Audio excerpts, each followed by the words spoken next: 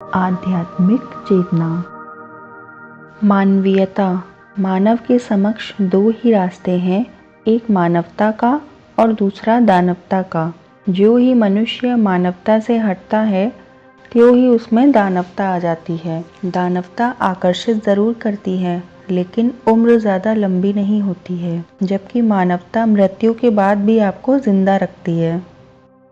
स्वामी विवेकानंद, महर्षि दयानंद सरस्वती, विनोबा भावे आदि महापुरुषों ने अपना पूरा जीवन मानवता के नाम कर दिया, जिससे उन्हें आज भी श्रद्धापूर्वक याद किया जाता है।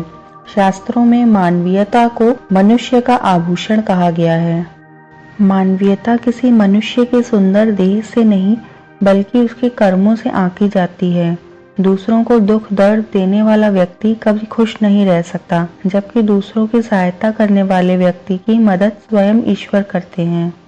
श्रीमद् भगवत गीता में लिखा है कि कर्म किए जा, फल की इच्छा मत कर। इसका सार यही है कि जैसे कर्म करोगे फल भी वैसा मिलेगा। कहते हैं स्वर्ग नर्क कहीं और नहीं बल्कि इस धरती पर ही है। महाभारत काल में पांडवों ने दुर्योधन से सिर्फ 5 गांव मांगे थे, लेकिन दुर्योधन ने सुई की नोक के बराबर जमीन देने से भी इनकार कर दिया। इसके परिणाम स्वरूप युद्ध हुआ, मानवता की जीत हुई और दानवता हार गई।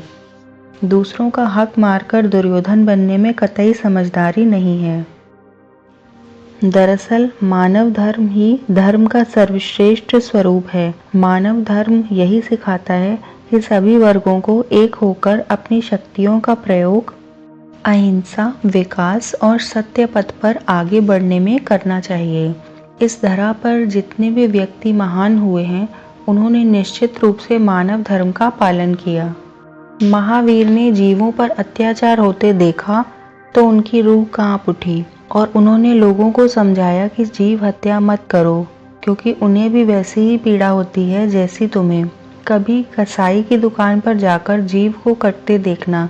यदि आपकी रूह नहीं जागी तो समझ लेना कि आपके भीतर से मानवता निकल गई है। हमारा आपका अस्तित्व ही नष्ट न हो जाए, इसलिए मानवीय बने रहने में ही भलाई है। किसी का जीवन छीन लेना जिंदगी नहीं है, बल्कि किसी को जीवन देना, किसी जीव की सहायता करना ही जीवन है।